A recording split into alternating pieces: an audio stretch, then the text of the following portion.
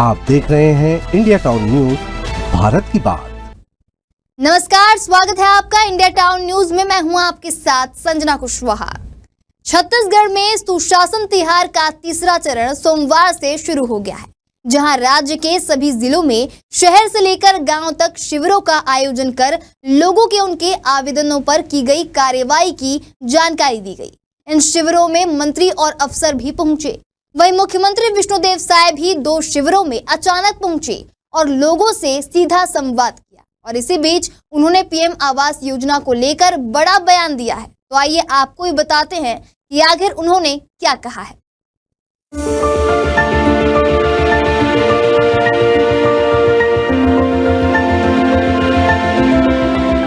सख्त हिदायत ये है कि अगर प्रधानमंत्री आवास में 1 रुपये भी कहीं लेने की बात होगी, शिकायत आएगी, तो हम सीधे कलेक्टर को सस्पेंड करेंगे। छत्तीसगढ़ में सुशासन तिहार का तीसरा चरण पूरे जोश और तैयारी के साथ चल रहा है। इसका मकसद है जनता की समस्याओं को वहीं मौके पर ही हल करना।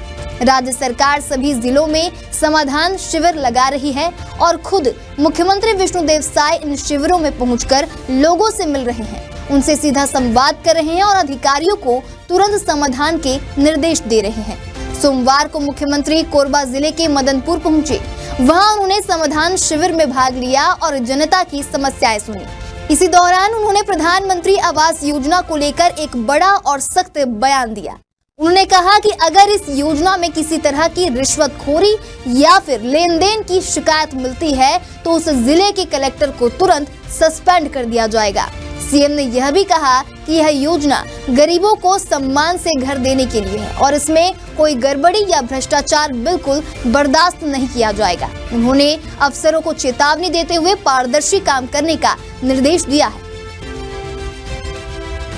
पीएम आवास की मांग को लेकर आवेदन आया है। शिकायत की तो कहीं बात हुई नहीं है और हम मुख्यमंत्री बनने के बाद कलेक्टरों की मीटिंग में सख्त हिदायत दिए हैं कि अगर प्रधानमंत्री आवास में 1 रुपये भी कहीं लेने की बात होगी, शिकायत आएगी, तो हम सीधे कलेक्टर को सस्पेंड करेंगे। और आज तक हमारा सौभाग्य है कि 1 भी रुपये कहीं पर प्रधानमंत्री आवास में लेने की शिकायत आज तक मिली नहीं। तो वहीं मदनपुर में सीएम साय ने जल जीवन मिशन को लेकर पूर्ववर्ती कांग्रेस सरकार पर भी सवाल उठाए। उन्होंने कहा कि कांग्रेस सरकार ने बिना जांच के कई जगह पानी की टंकियां बनवा दी हैं, जो अब बेकार पड़ी है। सीएम बोले, हमारी सरकार अब इन टंकियों की मरम्मत और जल स्रोतों की सफाई करवा रही है ताकि हर घर तक साफ पानी पहुंचाया जा सके। बता दें, कोरबा के पहले मुख्यमंत्री सक्ती जिले के करी गांव पहुंचे थे। वहां उन्होंने नया पंचायत भवन, मंदिर सौंदर्यीकरण और अन्य विकास कार्यों की घोषणा की। लोगों ने उनका गर्मजोशी से स्वागत किया। वहीं ग्रामीणों की पटवारी की अनुपस्थिति की शिकायत पर उन्होंने आदेश दिया कि सप्ताह में 1 दिन गांव में पटवारी की उपस्थिति अनिवार्य होगी। तो वहीं सुशासन तिहार के तीसरे चरण की अगली कड़ी में सीएम साय जांजगीर चांपा जिले पहुंचे। वहां जांजगीर तहसील भवन का लोकार्पण हुआ, जिसे 4 करोड़ रुपए की लागत से बनाया गया। उनके साथ वित्त मंत्री ओपी चौधरी और सांसद कमलेश जांगड़े भी मौजूद रहे। इसके बाद उन्होंने जिला पंचायत सभा कक्ष में सक्ती, कोरबा और जांजगीर के अफसरों की बैठक लेकर सरकारी योजनाओं की समीक्षा की।